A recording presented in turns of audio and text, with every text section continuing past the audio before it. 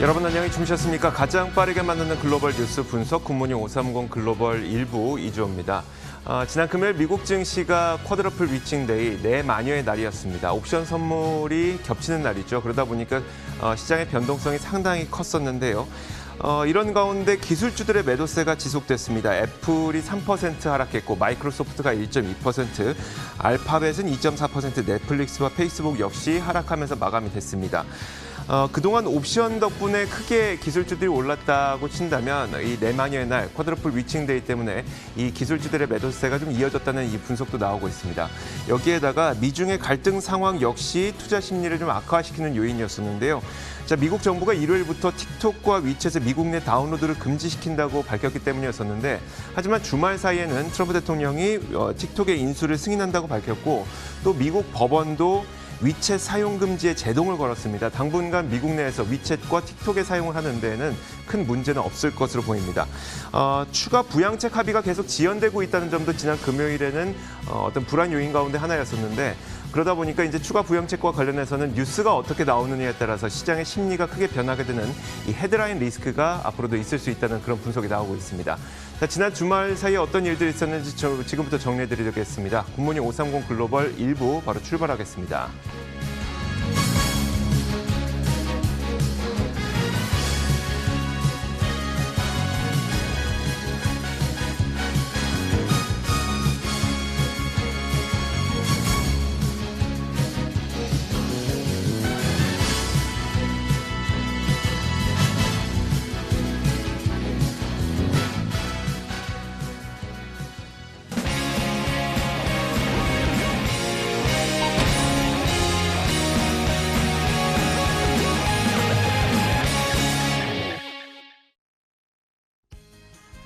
미국 증시 마감 동향부터 확인하겠습니다. 클로징 벨 나옵니다. 장현진 앵커 3대 지수가 어떻게 마감됐을까요? 네, 현지 시간 18일이죠. 미국 3대 지수는 일제히 하락한 채 마감을 했습니다. 애플을 포함한 대형 기술주들이 이날 역시 불안한 흐름을 이어가면서 시장에 하방 압력을 가했는데요. 또 특히 이날은 개별 기업들을 비롯한 주가지수 선물과 옵션의 만기가 겹치는 이른바 네 마녀의 날이었죠. 주요 기술주 콜옵션 매수 거래가 과도했다라는 지적이 나오면서 파생 상품 거래 청산 등에 따라서 변동성이 클 것이라는 우려에 시장은 더 힘을 내지 못하고 하락한 채 마감을 했습니다. 주간 기준으로 보면 다우지수가 0.03% 하락을 했고 나스닥이 0.56%, S&P 500 지수가 0.64% 빠졌습니다. 이날 지수를 끌어내린 또 다른 재료로는 틱톡과 위챗을 둘러싼 미중 갈등 고조에 대한 우려였는데요. 미국 상무부는 오는 20일 이후부터 미국 내 틱톡 다운로드를 중단을 하고 위챗은 사용을 금지할 것이라고 밝혔습니다. 바이트댄스와 오라클이 인수 협상을 진행하고 있는 과정에서 나온 조치였는데요. 불확실성이 커지면서 지수에 좀 악재로 작용을 했고요. 다만 장 마감 이후에 트럼프 대통령이 바이트댄스와 오라클의 협상을 승인하겠다라고 밝힌 가운데 미국 캘리포니아주 법원에서는 상무부의 위챗 사용 금지 행정명령 효력을 중단시켜달라라는 사용자들의 가처분 신청을 인용했다는 소식도 들려왔습니다. 관련 내용은 외신을 통해서 더 자세히 보도해드리겠고요. 부양책은 아직까지도 지연이 되고 있죠. 최근 트럼프 대통령이 공화당에 이 부양책 규모를 확대하라고 촉구를 했지만 냉담한 반응을 보였다는 소식에 이어서 이번에는 낸시 펠로시 민주당 하원 의장이 기존의 최소한으로 제시했던 2조 2천억 달러에서 더 이상의 양보는 하지 않겠다라는 의사를 재차 강조했습니다. 지난주 연준에서도 추가 부양책을 촉구했던 만큼 경제 회복을 위해서는 꼭 필요해 보이는데요. 좀처럼 협상이 진전되지 않고 있는 모습이었습니다. 한편 이날 발표된 지표는 혼재됐죠. 9월 미시간대 소비자 태도지수는 78.9로 전달보다도 그리고 시장 전망치보다도 모두 웃도는 수치를 나타냈습니다. 반면에 미국의 2분기 경상수지 적자는 1,705억 달러로 1분기보다 53% 가까이 급증했는데요. 2008년 3월 이후 가장 높은 수준을 기록했습니다.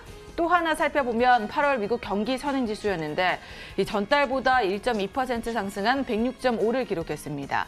시장 전망에는 미치지 못했지만 여전한 상승세를 나타내고 있었습니다. 보다 자세한 마감 상황도 함께 체크해 보시죠. 먼저 다우지수입니다. 0.88%, 0.9% 가까이 빠지면서 27,657포인트의 거래 마쳤고요. 장중에 반짝 반등하기도 했지만 이내 하락폭을 키워가는 모습이었습니다. 이어서 나스닥 지수도 함께 보시죠. 이날 1% 넘게 빠져서 1,793포인트에 거래 마쳤고요. 상승 출발을 하기도 했지만 이 기술주 매도세의 흐름에 함께 점차 탄력을 잃어가는 모습이었습니다. 마지막으로 S&P 500 지수까지 함께 확인해 볼까요? 1.12% 하락을 했고 3,319포인트 선에서 거래 마쳤습니다. 역시나 마찬가지로 탄력을 좀 잃으면서 막판에 이 낙폭을 더 키워가는 모습을 확인할 수 있었습니다. 3대 지수는 이날 네 마녀의 날을 맞음과 동시에 여러 가지 요인들에 인해서 일제히 하락을 한 채 마감을 했습니다. 상품 시장은 어땠을까요? 자, 상품 선물 시장은 대체로 혼조 양상을 보였습니다. 먼저 국제 금값부터 살펴보겠습니다. 금값이 반등하긴 했지만 크게 반등하진 못했습니다. 약 0.6% 정도 오른 채 마감이 됐었는데요. 달러 약세 기조가 지속되고 있고 이런 가운데 코로나19로 인해서 경기 회복 추세가 좀 둔화될 수 있다는 그런 우려감이 금값을 소폭 상승시켰습니다. 옆에 차트에서 보는 것처럼 전일 종가가 1,950달러였었는데요. 이 마감 종가가 1,960달러 선에 마감이 됐기 때문에 약 0.6% 정도 올라간 채 마감이 된 겁니다. 자, 이어서 국제 유가도 한번 살펴보도록 하겠습니다. WTI 가격이 혼조 양상을 보였습니다. 자, 이날은 참 상반된 뉴스가 나왔었는데요. 일단 리비아 측에서는 한 달여간 봉쇄되어 있었던 원유 수출 금지를 해제할 것이라고 밝혔습니다. 이 소식은 당연히 유가의 하락 요인으로 분석이 될 수밖에 없겠죠. 반면에 오펙은 이제 10월 정례 회의에서 필요하다면 추가적인 어떤 정책을 사용할 수도 있다라는 보도가 나왔습니다. 이거는 유가 상승 요인으로 작용을 하면서 상승과 하락을 반복하다가 결국은 보합권에서 혼조세로 마감이 됐습니다. 유가의 경우에는 WTI는 40.97달러에 마감됐습니다. 자, 이어서 10년물 국채 금리 한번 살펴보도록 하겠습니다. 자, 10년물 국채 금리는 미시간대 소비자 신뢰 지수가 78.9를 기록했죠. 시장 예상치보다 좋은 이 경제 지표가 나오면서 시장 예상치를 뛰어넘었습니다. 덕분에 10년물 국채 금리가 0.7%를 회복한 채 마감이 됐습니다. 자, 마지막으로 달러 가치도 살펴보도록 하겠습니다. 달러 인덱스 0.03% 크게 변화는 없었습니다만 그래도 약세 기조는 계속 이어지고 있는 것으로 보입니다.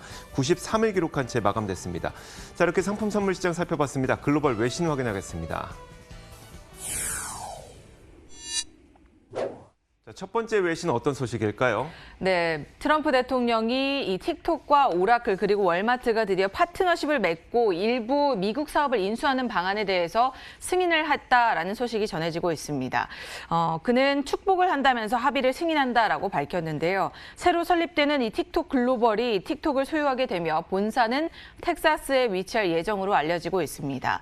이로써 틱톡 글로벌의 지분 80%는 바이트댄스가, 이 오라클은 12.5%, 월마트는 7.5%를 보유를 하게 되는데요. 그런데 이 바이트댄스의 전체 지분 중 40%를 사실상 이 미국인들이 소유를 하고 있다라는 사실이 알려지면서 틱톡 글로벌의 미국 지분은 53%에 달할 것으로 예상되고 있습니다. 이번 승인에 따라서 상무부는 애플과 구글 앱스토어에서 틱톡을 삭제하라는 명령을 오는 27일 일요일까지로 좀 미루게 됐는데요. 최종 승인이 되면 이용이 가능하겠지만 거래가 성사되지 않는다면 최종적으로 좀 불발이 된다면 이날부터 미국 내 틱톡 사용은 전면 금지가 되게 됩니다. 틱톡과 함께 거론이 됐던 게 이 위챗인데 위챗과 관련된 소식을 간단히 짚어드리면 간밤에 이 소식이 들려왔는데요. 미국 캘리포니아주 법원에서 상무부가 내린 위챗 사용 금지 행정명령에 급제동을 걸었습니다. 표현의 자유를 제한한다며 중국계 미국인들이 제기한 가처분 신청을 인용한 것인데요. 이로써 위챗 사용은 일시적으로 연장이 됐다라고 볼 수 있겠지만 하지만 상무부가 또 어떤 조치를 취할지는 계속해서 지켜보셔야겠습니다.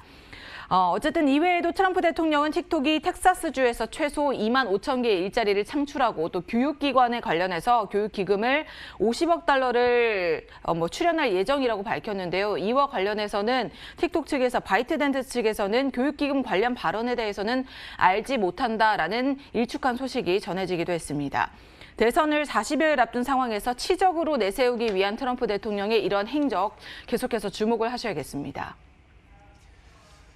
자, 미국 대선이 얼마 남지 않았습니다. 이제 월가에서 앞두고 있는 가장 큰 이벤트 가운데 하나가 바로 미국 대선이 되겠죠.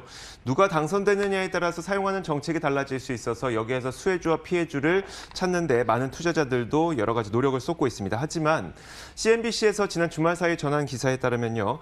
투자자들이 이처럼 그 대선에 대해서 과민 반응하는 것과는 달리 실제로 미국 대선의 역사를 들어보건대 실제로 미국 대선이 시장의 장기 트렌드에는 큰 영향을 못 줬다고 합니다. 그래서 실제로 살펴보면 이 기사의 결론부터 보자면 장기적인 이익 성장을 이뤄내고 있는 기업들, 대표적인 게 뭐 기술주라든지 빅테크 기업주들이 되겠죠. 이들의 성장이 바이든이 되건 아니면 트럼프가 되건 누가 되던 간에 상관없이 이들의 성장은 멈추지 않을 것이라는 분석 기사입니다. 자, 그 내용을 한번 살펴보자면 단적인 예를 먼저 들었습니다. 트럼프 대통령이 당선되기 전에 트럼프는 워낙 친시장적인 인물이기 때문에 규제 완화를 통해서 뭐 석유, 화학, 에너지 아니면 자동차, 금융 이런 곳들이 수혜를 받을 것이라는 분석이 참 많았습니다. 그런데 트럼프 임기 동안 에너지와 금융 섹터는 현재 살펴보면 2016년 이래 최악의 섹터로 현재 남아있거든요. 그러니까 이런 시장의 분석이 시장의 장기 트렌드를 크게 변화시키진 않는다는 겁니다. 다른 대통령들의 그 상황을 보더라도 사례를 보더라도 레이건 대통령 당시에도 뭐 가장 큰 강세장을 만든 인물로 그려지지만 연준이 행동하기 전까지는 침체에서 벗어나지 못했고요. 클린턴 대통령 당시에도 뭐 당시는 시장의 황금기로 기억되긴 하지만 그가 당선되기 전에 연준이 액션을 취하다 보니까 시장이 좋아졌다는 분석입니다. 결국은 이 장기적인 이익 성장을 이루고 있는 기업들, 대표적인 게 이제 기술 기업들이겠죠. 이런 기업들은 대선에서 누가 된다고 하더라도 성장을 멈추지 않을 것이라는 분석입니다. 네, 시장에서 디지털 이 뱅킹이 굉장히 주목을 받고 있는데요. 이번에는 미국의 디지털 뱅킹 업체죠. 차임과 관련한 소식을 들고 왔습니다. 최근 4억 8,800만 달러, 우리 돈으로는 5,678억 원에 달하는 이 규모의 자금을 조달했다라는 소식이 들려왔는데 이로써 회사의 가치는 이 145억 달러, 우리 돈으로는 16조 8,700억 원에 달하게 됐는데요. 이는 로빈후드 가치인 121억 달러를 넘어선 수준으로 나타나고 있습니다. 차임은 스마트폰 사용자가 온라인 거래 및 이 뱅킹 서비스로 전환을 하게 되면서 전 세계적으로 좀 주목을 받고 있는 업체인데요. 이 기업의 가치는 2019년 3월에 900% 가까이 폭증을 했었고 앞서도 15억 달러의 기업 가치로 2억 달러의 자금을 모집한 바 있습니다. 이에 따라서 굉장히 투자자들이 또 주목을 하고 있는 기업이기도 하죠. 당사의 CEO는 전 세계적으로 이 코로나19 확산세가 급격하게 늘어나면서 디지털 서비스로의 전환이 급격하게 늘어나고 있다. 또 온라인 쇼핑 지출 증가로 수혜를 봤다라고 설명을 했습니다. 이에 따라서 차임의 올해 거래량과 수익이 지난해보다 3배 이상 늘어난 것으로 또 알려지면서 더욱더 주목을 받고 있죠. 당사는 내년에 기업 공개를 하기 위한 조치를 취하고 있어서 기대가 되는 부분인데 아직까지 구체적인 일정이 결정된 건 없는 것으로 알려지고 있습니다. 자, 대형 IPO가 몰려있던 한 주가 마무리됐습니다. 그 마지막을 비디오 게임 소프트웨어 개발사인 유니티 소프트웨어가 멋지게 장식을 했는데요. 상장 첫날 31%나 급등하면서 이 장이 마무리가 됐습니다. 자, 유니티 소프트웨어는 심볼을 U 하나를 씁니다. 유니티 소프트웨어. 이 기업은 2004년 설립된 비디오 게임 소프트웨어 개발사인데요. 그들이 만든 툴을 이용해서 게임 개발 업체들이 게임을 개발을 하게 되는 겁니다. 소프트웨어 게임이건 아니면 웹 게임이건 아니면 그 콘솔 게임이건 상관없이 이들이 만들어낸 툴을 이용해서 게임 개발 업체들이 게임을 만들고 있는데요. 유니티 소프트웨어에 따르면 한 달에 150만 명 이상의 게임 개발자들이 그들의 툴을 이용하고 있고 또 개발자들은 한 달에 30억 회 이상 이 소프트웨어를 다운로드하고 있다고 합니다. 대표적으로 포켓몬고 또 아이언맨 VR 이런 게임들이 대표적으로 유니티 소프트웨어를 이용해서 개발한 게임이고요. 뿐만 아니라 일렉트로닉 아츠, 테이크투, 인터랙티브, 텐센트, 유비소프트 자 이런 기업들을 주요 고객사로 두고 있습니다. 자 마지막으로 실적을 한번 점검을 해보도록 할 텐데 유니티 소프트웨어의 매출은 작년 상반기에 그러니까 올해 상반기에 작년에 비해서 39% 급증했고 이익은 여전히 적자 상태지만 하지만 전년에 비해서 적자폭은 줄인 것으로 확인됐습니다. 자 이렇게 글로벌 뉴스 살펴봤습니다. 맨해튼 나우 이어가겠습니다.